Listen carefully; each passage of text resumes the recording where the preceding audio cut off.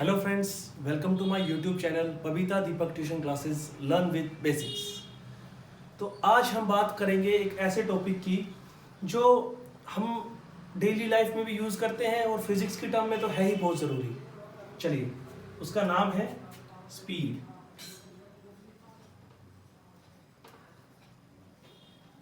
Hope so आप सभी इस टॉपिक से अच्छी तरह वाकिफ़ हैं। चलिए, इसको थोड़ा डीपली पढ़ लेते हैं। क्या है, बहुत ही आसान टॉपिक है बट हमें इसको समझने की ज़रूरत है। चलिए देखते हैं कैसे क्या स्पीड, थोड़ा इसको प्रैक्टिकली हम रिलेट करते हैं अपनी प्रैक्टिकल लाइफ से, डेली लाइफ से। कि फॉर एग्जांपल सपोज दैट मैंने कहा कि मैं अपनी कार को 60 किलोमीटर पर आवर की स्पीड से चला रहा हूँ, 60 किलोमीटर प्रति घंटा। ओके, तो ये 60 किलोमीटर प्रति घंटा क्या है? 60 किलोमीटर पर आवर। ओके, तो आपने देखा यहाँ पे 60 एक वैल्यू है और ये पीछे यूनिट लिखी हुई है किलोमीटर पर आवर। इसका मतलब क्या है? देखिए, 60 किलोमीटर पर आवर का मतलब है 60 किलोमीटर डिस्टेंस हो गया। ये तो किलोमीटर मतलब डिस्टेंस है और आवर का मतलब है टाइम। तो अगर हम इसको कुछ रिलेट करते तो ऐसा कुछ हुआ कि कुछ टाइम लग रहा है, कोई काम करने में कुछ टाइम लग रहा है। वो काम क्या है? डिस्टेंस। कोई पर्टिकुलर डिस्टेंस ट्रेवल करने में कुछ टाइम लग रहा है, थोड़ा बहुत टाइम जो भी है। कोई पर्टिकुलर डिस्टेंस ट्रेवल करने में कुछ टाइम लग रहा है and that is called its speed. Okay, चलिए अब हम इसको थोड़ा सा इसकी डेफिनेशन के अकॉर्डिंग लिखते हैं। तो कैसा क्या कुछ लिखा जाएगा? Speed is defined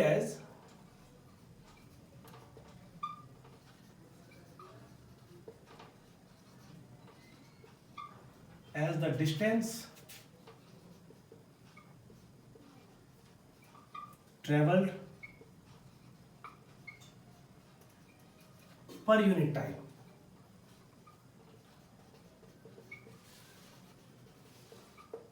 okay, speed is defined as the distance travelled per unit time.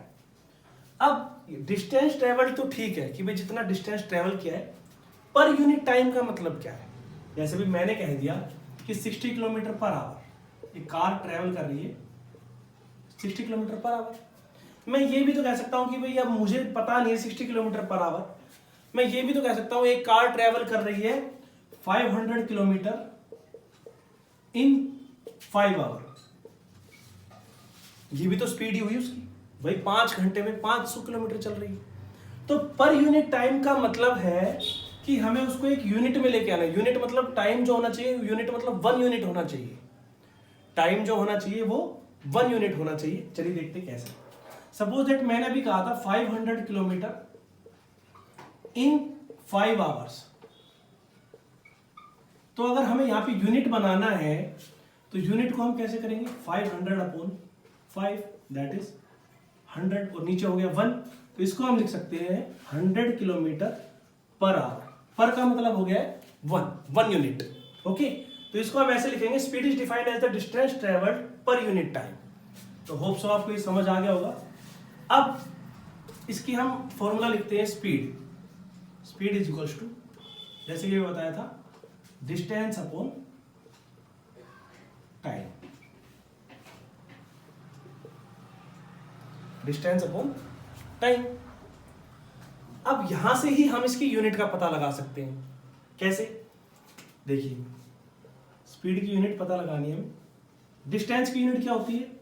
Metre भी हो सकती है, किलोमीटर भी हो सकती है, और टाइम की सेकंड भी और आवर भी। हालांकि अब हम ऐसा यूनिट की बात करेंगे तो इसकी आएगी मीटर पर सेकंड। ये बहुत ही नॉर्मल चीज है। ऐसा यूनिट क्या होती है, सीजीएस क्या होती है। किलोमीटर पर आवर में भी लिख सकते हैं, स्पीड लिखा जाता है kilometre per hour. Long distances के लिए लिखा जाता है किलोमीटर पर आवर। और यहाँ पे वैसे हम नॉर्मल लिख सकते हैं metre per second. Small distances के लिए, एवरेज के लिए तो इसकी एसआई यूनिट जो है that is SI unit of speed is metre per second. अच्छा, एक चीज और जो यहां पे नोट करने वाली है कि 2 क्वांटिटीज होती है, स्केलर क्वांटिटी और वेक्टर क्वांटिटी। तो आप यहां पे देख रहे हैं मैंने कहीं पे भी डायरेक्शन का जिक्र नहीं किया है। इस पूरे केस में डायरेक्शन इन्वॉल्व नहीं है, और जिसमें डायरेक्शन इन्वॉल्व नहीं होती है that is called scalar quantity.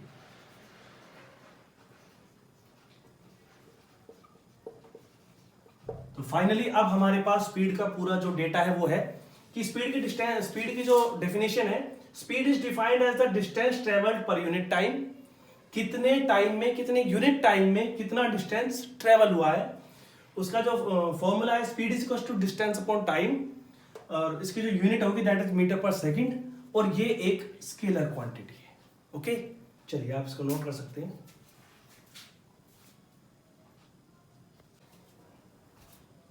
चलिए अब अगली ही क्वांटिटी के साथ हम कंटिन्यू करते हैं, एक ऐसी ही क्वांटिटी जिसको हम स्पीड से कंपेयर कर सकते हैं, बस अ लिटिल बिट डिफरेंस, थोड़ा बहुत। चलिए देखते हैं, और उसका नाम है वेलोसिटी।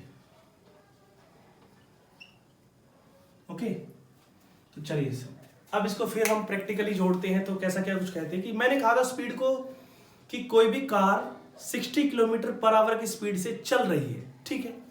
बट अगर मैं इसी के साथ ये जोड़ दूं, देखना ध्यान से देखना, कि मैं 60 किलोमीटर पर आवर की स्पीड से रेवाड़ी से दिल्ली की तरफ जा रहा हूं, रेवाड़ी से दिल्ली जा रहा हूं। तो यहां पे जो नोट करने वाली बात है, रेवाड़ी से दिल्ली, मतलब पर्टिकुलर ये कोई हमें स्पेस बता दिया गया है, कोई डायरेक्शन बता दी गई है कि भाई इस डायरेक्शन में मैं इतना चला हूं, बस यही है वेलोसिटी। चलिए इसको देखते हैं कि the distance travelled per unit time in a particular direction.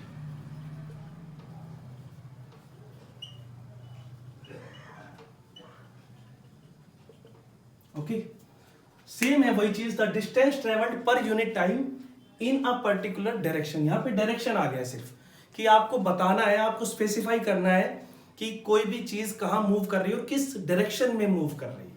Okay, same इसका अगर हम फॉर्मूला लिखेंगे वेलोसिटी, अब देखिए यहां पे मैंने लिखा है डिस्टेंस, लेकिन अगर ये डिस्टेंस डायरेक्शन के साथ लग गया है, मैंने कहा distance travelled per unit time in a particular direction. अब डिस्टेंस और डायरेक्शन दोनों अगर आपस में जोड़ दिए जाए तो उसे हम बोलेंगे डिस्प्लेसमेंट।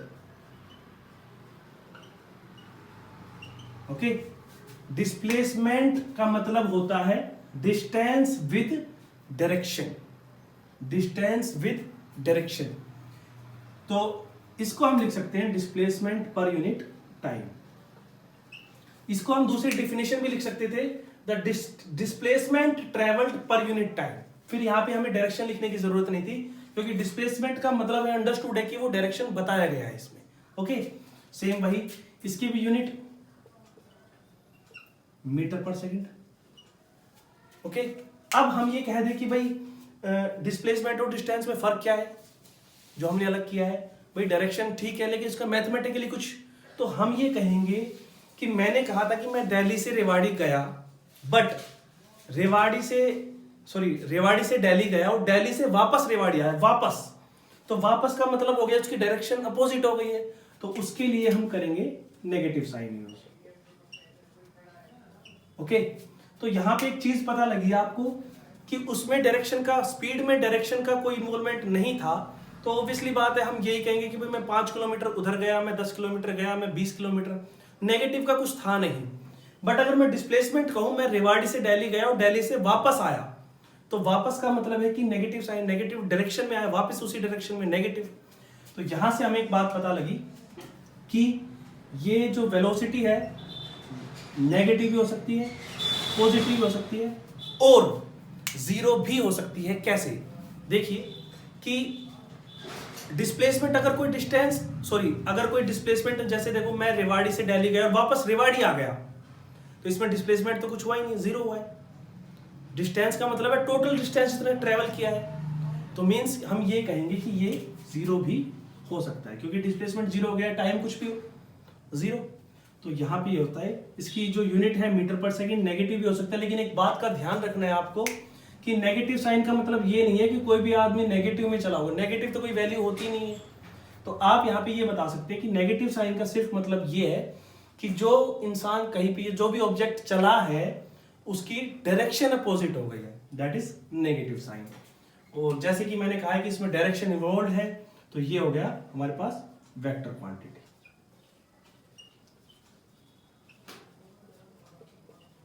ओके, फिर से एक बार इसको क्विक रिवीजन कर लेते हैं कि स्पीड था distance travelled per unit time, और वेलोसिटी है distance travelled per unit time but in a particular direction. और स्पीड का जो फॉर्मूला था डिस्टेंस बाय टाइम, वेलोसिटी का है डिस्प्लेसमेंट बाय टाइम। स्पीड हमेशा पॉजिटिव रहती है, वेलोसिटी पॉजिटिव भी हो सकती है, नेगेटिव भी हो सकती है और जीरो भी हो सकती है। और speed is a scalar quantity while velocity is a vector quantity. Okay, so hope so आपको ये वीडियो अच्छी लगी, और अगर अच्छी लगी तो हमें कमेंट करके जरूर बताएं, वीडियो को लाइक करें एंड शेयर करें। Thank you.